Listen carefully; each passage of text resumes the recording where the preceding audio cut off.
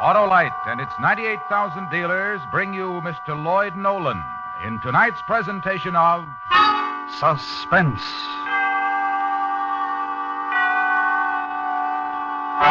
Tonight, Autolite presents a true story of crime and punishment.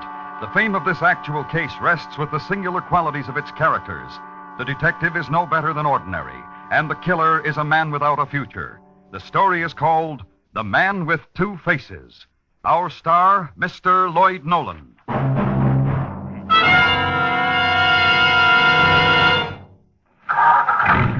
Hello, Mr. Wilcox. Hi, Sam, my friendly Autolite spark plug man. How's the advocate of those able, admirable, and advantageous Autolite spark plugs? Oh, I'm fine, Mr. Wilcox. You sure are, Sam, and that's why I tell car owners to bring their cars into you for a spark plug checkup. You know, Sam, that unless spark plugs are operating properly, you won't get the smooth and economical performance you expect from your car. It pays to have spark plugs checked every 3,000 to 5,000 miles, Arlo. Right you are, Sam. And if cleaning or adjustments are needed, your friendly Autolite spark plug dealer has the latest equipment to give you the best spark plug service money can buy. And if he finds your spark plugs are worn out or wrong for your style of driving, your Autolite spark plug dealer will replace them with the world-famous ignition-engineered Autolite spark plugs, either standard or resistor type. To locate him, look for the Autolite spark plug sign, or just phone Western Union by number and ask for Operator 25. She'll tell you the name of your nearest Autolite spark plug dealer. And remember, from bumper to tail light, you're always right with Autolite.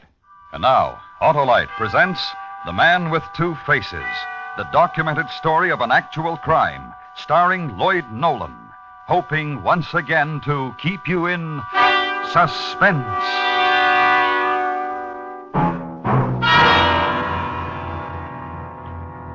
They dug him up on my birthday. He was 6 feet tall and 4 feet under. It was just an accident. They were digging in a cellar and they found the buried packing case. They hauled it out and opened it. Inside the case, they found the steamer trunk. They opened that. He was jammed inside, doubled up, his knees against his chest. All he had for company was a pile of quicklime. He was wearing a blue suit, a big smile, and 2 holes in his skull. The best dressed skeleton you ever saw.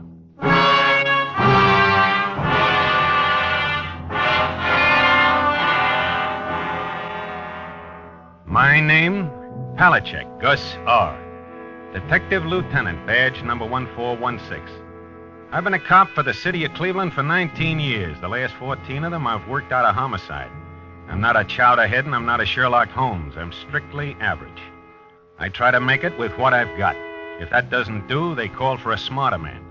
They should have had one around the day they dug up the skeleton.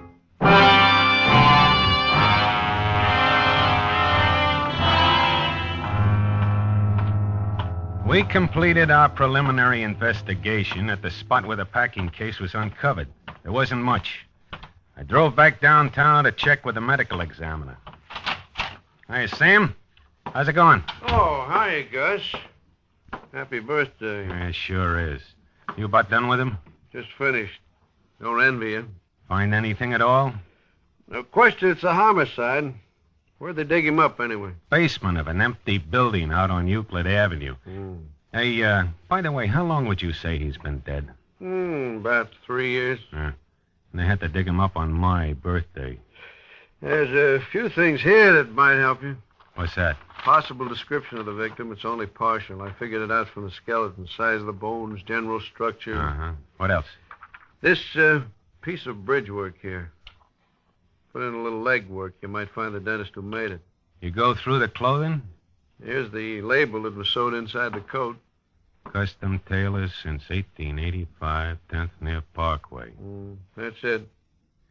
Dead at least 3 years. That's the way I figured, 3 years. Looks like a long hike for you, Gus. Let's hope it's not for nothing.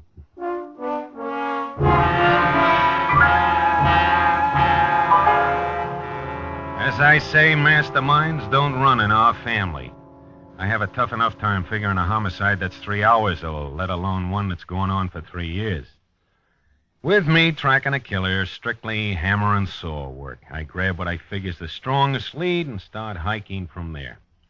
The next day, I checked with the custom tailors who had their label on the suit we find on the skeleton.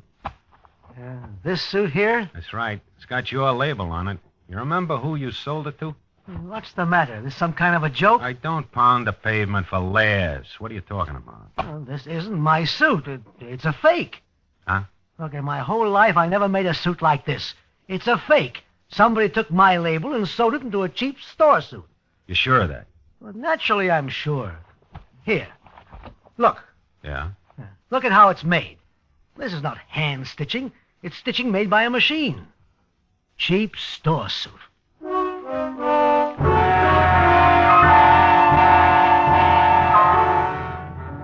The label on the suit was an obvious plant, something the killer figured throw us off the track.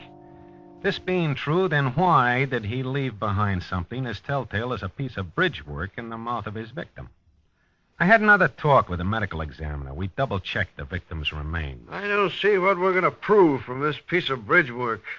Say, what's the average number of teeth a man has? See? Full-grown male, 32. Uh-huh. And how many did you count in the victim's mouth? 31. Only had one extraction, a molar, I could tell that. Oh, I see what you mean. Only one tooth pulled. Yet he had a bridge loose in his mouth with 4 molars in it. That's 35 in my book. Yeah, 3 more than any normal man could possibly have. Yeah. Well, why would the killer plant a piece of bridge work? What for? When I find him, I'll ask him.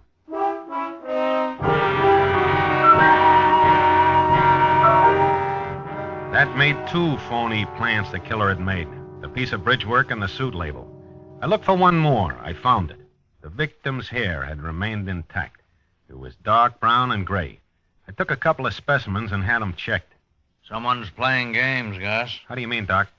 A specimen of the dark brown hair. It's fine, silky texture. Uh-huh. Gray hair's thick, coarse. Big difference.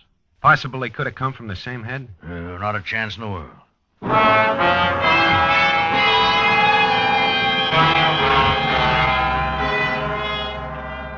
3 phony plants. The bridge work, the label, and the hair. I began to wonder about the packing case and the steamer trunk the skeleton had been found in. The trunk was a cheap, mass-produced item. 3 years' worth of mildew wrecked any chance of picking some kind of a lead from it. The packing case which contained the trunk was a little different. There was block lettering on one side of it. It spelled out the name of George Gallagher. Below that, it read Harrisburg Avenue. But where the street number would have been, the surface of the packing case had been scraped away. I started to work on the packing case angle. I had the manager of one of the factories in town that makes them look at the case. It wasn't standard size. It was a custom-made job, built to hold the murder trunk and nothing else. That's when the legwork began. Weeks of it, months. February, March, April, May. I covered every factory that made packing cases for 100 miles around. It got me nothing. I kept at it. June 5th. I checked the small box factory about 15 miles south of town. The manager's name was Higgins. Let's see now. I thought I recalled it. Oh, yeah, here it is. The same dimensions I gave you, Mr. Higgins? Exactly. An odd-sized case. That's why I remembered it. Yeah, this is it, all right. Did you take the order for it? No, Carl did. Carl Pearson. He was the other clerk. How do you mean he was? Well, Carl's dead. Poor fellow. Sick for a long time. He passed away 3-4 months ago. Well, do you have the name of the man who ordered the case, Mr. Higgins? Yeah, right here. It was George Gallagher. Yeah, Gallagher. And you people delivered the packing case? Uh-huh, that's right. Where? Harrisburg Avenue, number 6913.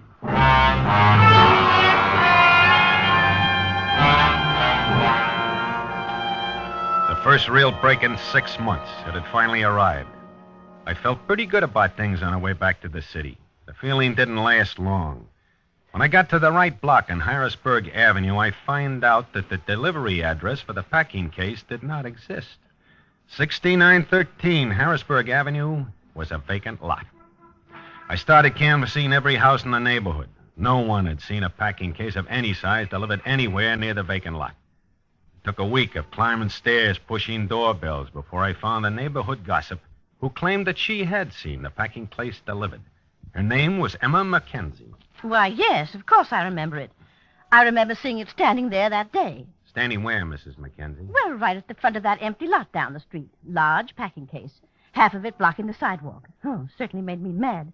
Well, how do you mean, man? What made you mad? Well, there were a couple of nails sticking out of the case. And on my way to the store that afternoon, I happened to pass by it, and my coat got caught on one of the nails. My good black coat. Oh, it made a terrible rip. I see. Yes. I turned to this young fellow standing next to the case, and I really told him. I remember very well. It was just last year.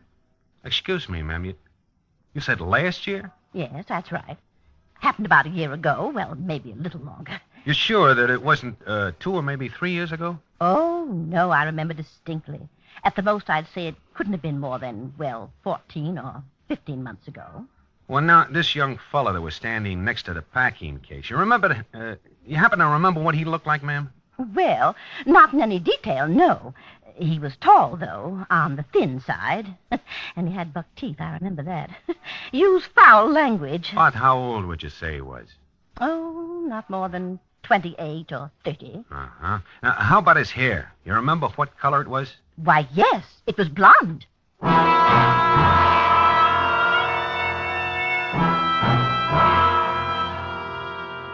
When I finished talking to Mrs. Mackenzie, I didn't know where I stood. Either I was wrong about the killer's hair being dark brown or gray, or else there was more than one man mixed up in the homicide. And more important, the case was only 1 year old. So somewhere along the line, the medical examiner made a mistake, a big one. Maybe it was the quicklime that threw him off, I don't know. The important thing was he was wrong. So the basement of the building wasn't vacant at the time the body was buried. I checked back with the owners of the building and found out that at the time it was occupied by a laundry that had since gone out of business, the White Star Laundry. The owner and manager turned out to be a Myron Wagner. I finally located him at his home in the south end of the city the night of the 4th of July. It was a big gray house set well back off the street. Wagner was an Austrian immigrant, pleasant, cooperative. I interviewed him in the dimly lighted living room. It was a hot night. Outside, you could hear the kids with their fireworks. What can I do for you, Lieutenant? Well, it's just a couple of questions for you, Mr. Wagner. Try not to hold you up. Oh, that's all right. I'm not going anyplace. What is it you wanted to know? You owned and operated a laundry in the basement of a building downtown on Euclid Avenue. Is that right? Yes, that's right. We're out of business now, though. Have been for some time. You closed down about 12, 14 months ago? Yes, that's right. We didn't have much luck. Now, I'd like a straight answer, Mr. Wagner. Did you ever know a young fellow by the name of George Gallagher? Mr. Wagner? Yes, I know the boy. I guess I should say I knew him. You tell me anything about him? Well, he came to me one day asking for a job, George did. I thought he was a nice-looking fellow. He was tall and blond and clean-looking. I hired him as a night watchman in the laundry. He seemed to like the job. We got along fine together. Uh-huh. Go ahead. But then, one night, I went back to the laundry to get my briefcase. There were some tax papers in it I wanted. But after I got them, I went down to the basement to say goodnight to George. He met me on the stairs, a crazy look on his face. I didn't know what's wrong with him. I didn't know if he was drunk or what it was. What'd he do? Oh, yeah, he screamed at me. Go back. Don't come any further. Come down here and I'll brain you. I'll brain you. Well, I got out as fast as I could. I thought he'd been drinking. You happen to see what he was doing down in the basement? No. He had a shovel in his hand. That's all I remember. All right, what happened? You fire him? Oh, I didn't have the chance. He left that night. He never came back. Did you read in the paper about the body that was dug up from the basement? Yes. You think Gallagher's responsible? Well, I don't know what else to think. Oh, I can never forget it. He came up the stairs toward me, screaming at me, holding that shovel, screaming. And his hands. Yeah? Both his hands. Covered with blood.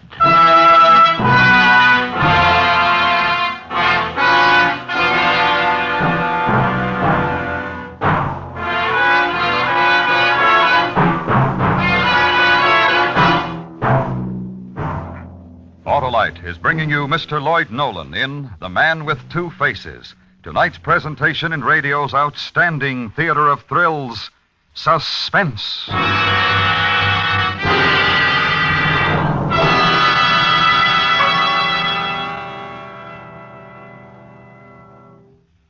Say, Harlow, you want smoother performance, quick starts, and double spark plug life? I sure do, Sam, and I know you're talking about the outstanding advantages of the Autolite resistor spark plug, the greatest advancement in spark plugs for automotive use in the past 20 years. I sure am, Harlow, because... Because the Autolite resistor spark plug is original equipment on many leading makes of our finest cars.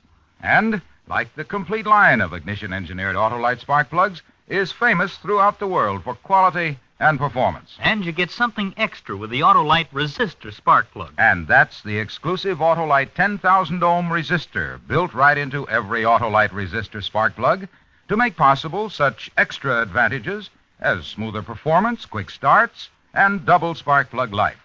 So, friends, see your nearest Autolite spark plug dealer.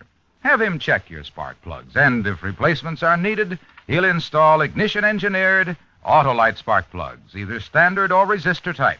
And remember, from bumper to tail light, you're always right with Autolite.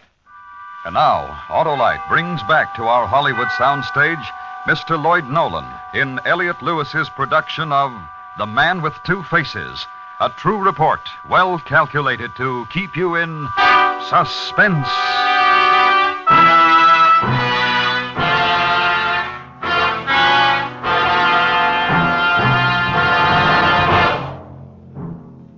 I talked to Myron Wagner for another hour, but I got nowhere. He was sure of the time and date he'd seen George Gallagher in the basement of the laundry, and he was sure he'd seen blood all over Gallagher's hands. He couldn't give me any idea who the victim might have been, and he didn't know a thing about Gallagher's possible whereabouts. I asked him why he didn't report it at the time, but he told me he was afraid the bad publicity might hurt his laundry business. The next break came in early October.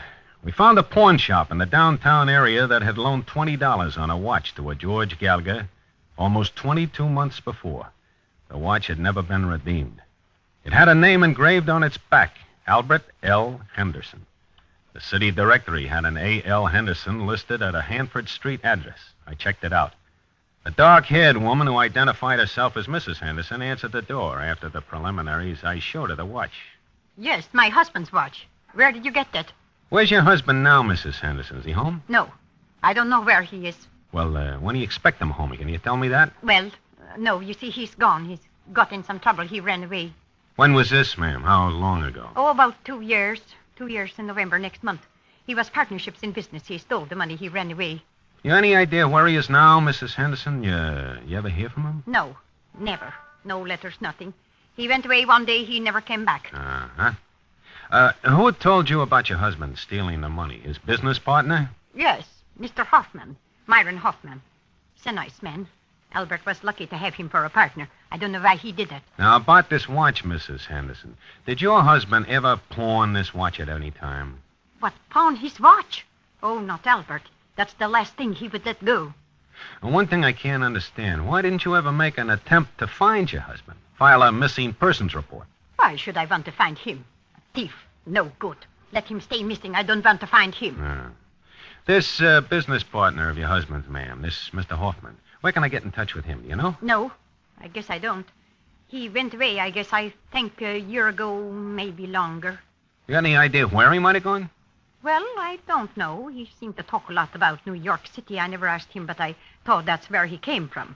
They were always talking about New York City, him and John.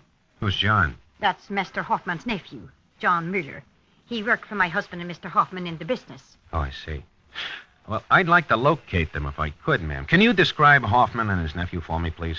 Well, I guess Mr. Hoffman was about 52, gray hair, about my height, 5 feet 6 inches. Uh-huh. His nephew John was tall, little thin maybe. He had blonde hair.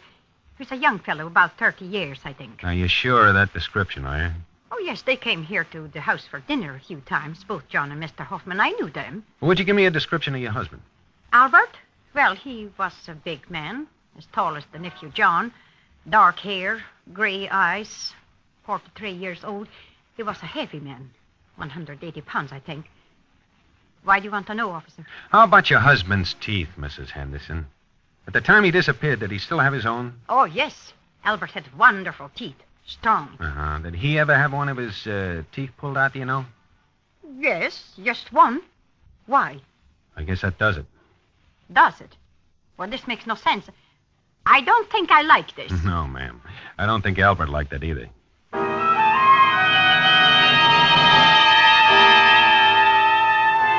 The next day, we got out an all-points bulletin on Myron Hoffman and his nephew, John Mueller, alias George Gallagher. We finally tied in the last piece of evidence. The day after, I took a train for New York City. I spent the better part of a month there. Legwork, phone calls, more legwork. It didn't go for nothing. December 13th, I took the train back to Cleveland. Next morning, I checked in with Captain Rogers in charge of homicide. Palachek, how'd it go? Good trip? Tired. I think we made the grade, Captain. Mm-hmm. What's the story? I got enough here to start a novel. Here's page 1. Yeah? Mr. Henderson's business partner, Myron Hoffman. He's from New York, all right. He's got a record there long as you're on. Bunco, forgery, narcotics, grand theft, robbery, everything but murder. Here's a collection of his mugshots. Mm. None of them too recent. No, I know. That's the only drawback. Last one taken 12 years ago. It's pretty interesting, though. Here, take a look at those profile shots. Yeah. All the difference in the world. See? Left side of his face. How about that, huh? Looks pious enough to pass for a saint. Huh. Queer one. Put it next to his right profile shot of him. You'd swear it wasn't the same man. Looks like the worst thief in the world. It's not a bad advantage, huh? Saint on one side, thief on the other, 2 on 1. Well, what does it mean? All right, let me lay out the rest of it. Now, this Hoffman's nephew, John Mueller, he used that George Gallagher alias. Yeah. I found his sister. She told me she hasn't seen her brother for 3 years. Mm-hmm. So I took a flyer. I got the name of Mueller's dentist from his sister, looked him up, showed him the bridge work we took off the skeleton. He identified it. He made it for John Mueller, Gallagher, 5 years ago. All right. Oh, where does that leave us? I'm still guessing. Now, nobody gives up their bridge work, not without a struggle, anyway. I think we got another body to look for. Yeah, fair guess. Hoffman and his nephew killed Henderson. Then Hoffman killed the nephew, took his bridge work, planted it on Henderson's body, and buried it. Anything to throw us off the track. That's my guess. The owner of the laundry, Myron Wagner, that story of his about the blonde kid, the shovel blood on his hands, kind of makes a liar out of him, doesn't it? No big change. What do you mean? He was a liar long before we met him.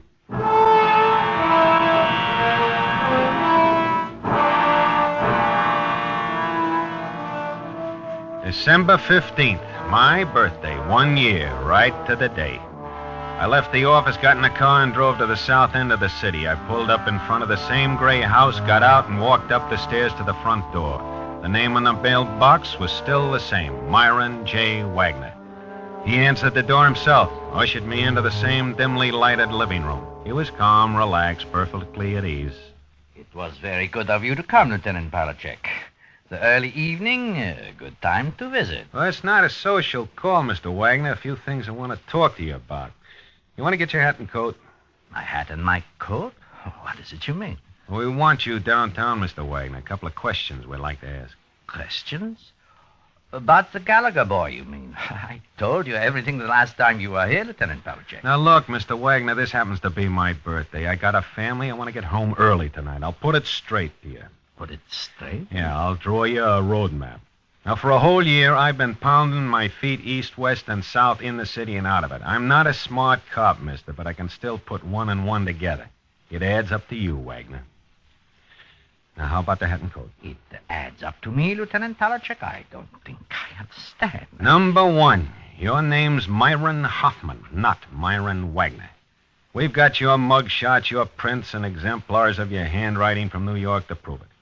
Number 2, you killed Albert Henderson and buried him in the basement of that building where you had your laundry.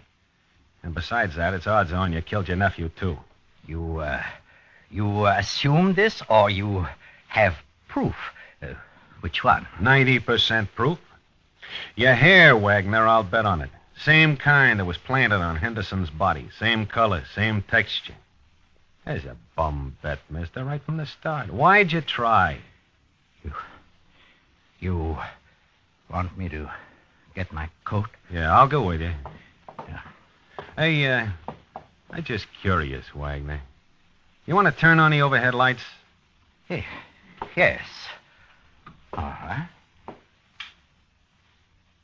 My face. Is that it? Lord. Good Lord. There are two sides to a face, Lieutenant. Look at both of them. You will find one of them is good. We better get your coat. Just one thing. My friend Henderson, my nephew John. Yeah? As you say, just as you say, a bombette. He even tried. Hey, Wagner. What's the matter? Wagner!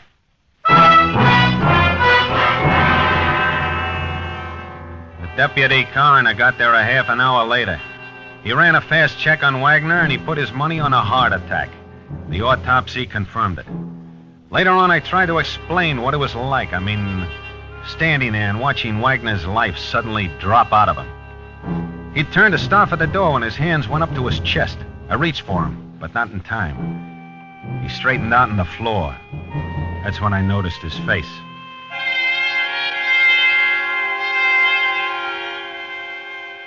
The left side.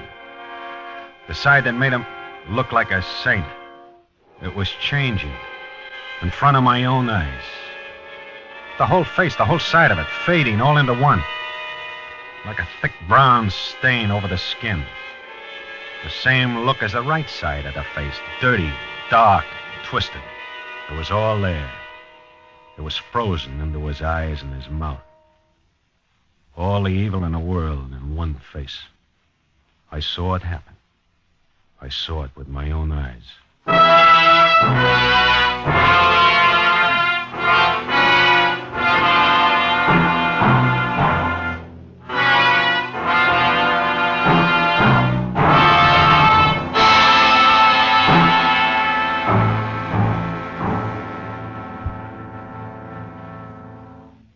Suspense.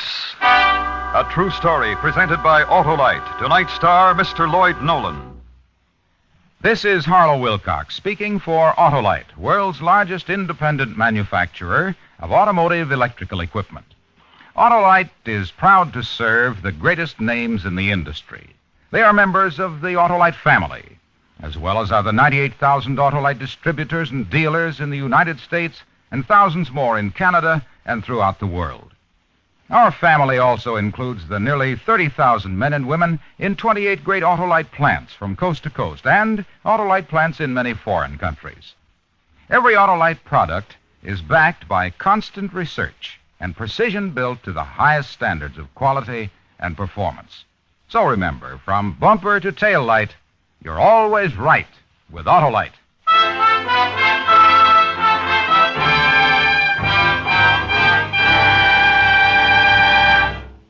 Next week, the story about a group of brave men who risked their lives in a desperate effort to save their fellow men. The true story entitled Arctic Rescue.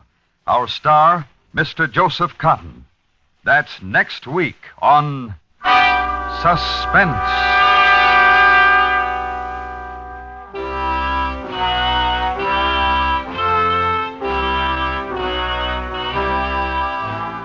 Suspense is produced and directed by Elliot Lewis, with music composed by Lucian Morowick and conducted by Lud Gluskin. The Man with Two Faces was adapted for Suspense by James Moser from the recent book Alan Hines' Murder. Featured in tonight's cast were Jeanette Nolan, Martha Wentworth, Tom Tully, Ralph Sedan, Joseph Kearns, Lou Merrill, and Eddie Fields. Remember, next week, Joseph Cotton in Arctic Rescue.